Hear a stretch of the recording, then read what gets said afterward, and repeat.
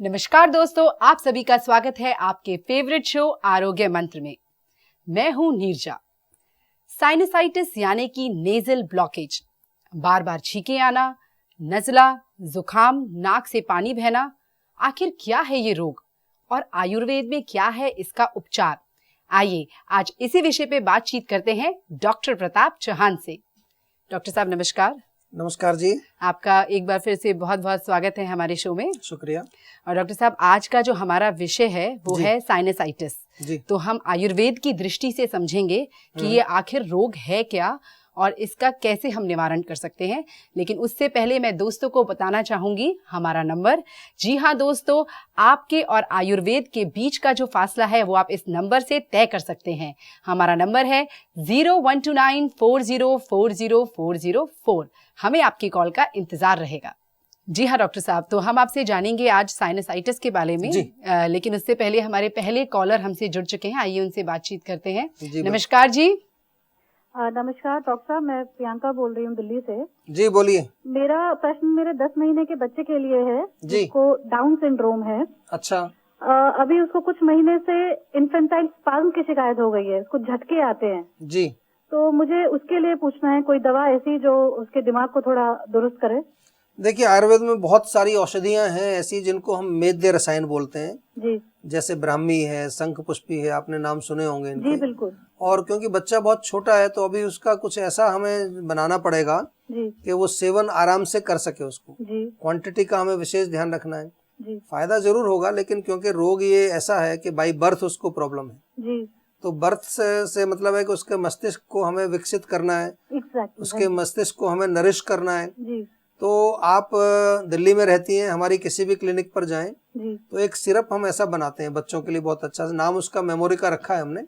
लेकिन उसमें ब्राह्मी, शंख पुष्पी, जटामांसी, इस तरह की जितने भी जो है हमारी मेद्य रसायन है सारे उसमें डाल करके, और सिरप फॉर्म में लेने में भी इजी रहता है। ये इन्फेंटाइल स्पाज्म के लिए मैं स्पेसिफिकली पूछ रही हूँ डॉक्टर साहब। मैं उसी लिए कह रहा हूँ कि वो भी मस्तिष्क से जुड़ा रोग है ना। जी जी।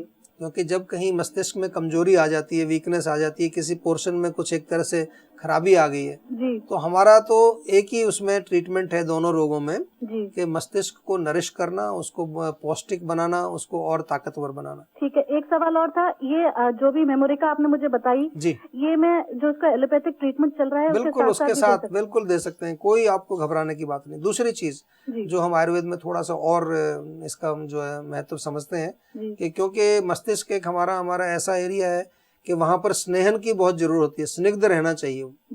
तो इसलिए थोड़ा जेंटल मसाज, बिल्कुल कोई ज्यादा नहीं, जेंटल मसाज उसके सिर में की जाए।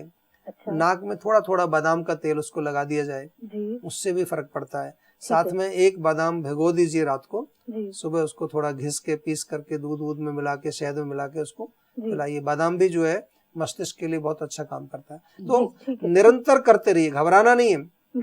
निरंतर जो है 4-6 महीने में आप असर देखते हैं ऐसी चीजों का। लेकिन क्योंकि रोग ऐसा आ गया है जिसको कि हम कुछ कर नहीं सकते, जन्म से ही आ गया है जी बिल्कुल, तो इसको जो है अभी से केयर करेंगे तो मुझे उम्मीद है कि उसकी लाइफ अच्छी गुजरेगी। जी डॉक्टर धन्यवाद। ठीक है। और प्रियंका जी, आप बिल्कुल भी परेशान ना होइए, क्योंकि मैं समझ सकती हूँ कि आप एक माँ हैं और बच्चे से ज्यादा आप परेशान होंगे, तो आप बिल्कुल भी चिंता मत करिए। जो भी बात आपको डॉक्टर साहब ने बताई आप उसे फॉलो कीजिए और आयुर्वेद को जरूर एक मौका दीजिए। थैंक यू सो मच जी। डॉक्टर साहब, तो क्या है साइनसाइटिस? देखिए, साइनोसाइटिस का अर्थ होता है, साइनसिस होते हैं हमारी जो नाक की हड्डियां हैं जहाँ बीच में खाली स्पेसेस होते हैं जहाँ से कि वायु पास होती है, सांस लेते हैं, वो गले में जाती है, उनको कहते हैं साइनसिस। जब उसमें किसी प्रकार का अवरोध आ जाए, वहाँ सूजन आ जाए तो उसको कहते हैं साइनोसाइटिस, यानी कि inflammation of sinuses is called sinusitis. अब ये इन्फ्लेमेशन होती क्यों है?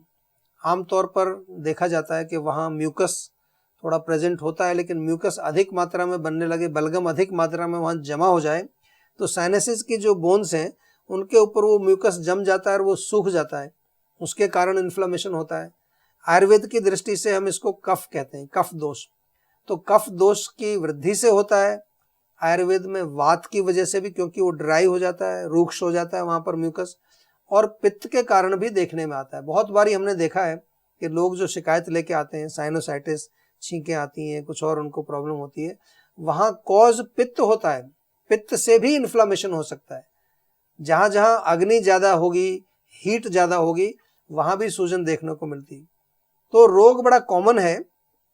कॉमन इसलिए है कि हम लोग जो है अपने आंतरिक सिस्टम के बारे में बहुत ज्यादा ज्ञान नहीं रखते हैं जी। और उसको साफ सफाई रखने का हमारे यहाँ कोई प्रचलन नहीं है बिल्कुल भी। बॉडी हमारी जितनी ज्यादा साफ रहेगी उतनी ही अधिक स्वस्थ रहेगी। नहीं तो क्या होता है, साइनोसाइटिस हुआ, गोलियां खानी शुरू करी, एंटी एलर्जिक या कुछ एंटीबायोटिक वगैरह खाई, उससे और ज्यादा कुछ पेट में खराबी हो जाएगी। फिर एक दिन पता चला डॉक्टर ने बोला आपकी नाक की हड्डी बढ़ गई है, इसका ऑपरेशन करना पड़ेगा। जी डॉक्टर साहब, तो अभी हम इसे और बारीकी में आपसे समझेंगे। वक्त आ चुका है एक ब्रेक का। दोस्तों, हमारा नंबर फिर से नोट कर लीजिए जो आपके टीवी स्क्रीन पर इस समय फ्लैश भी हो रहा है।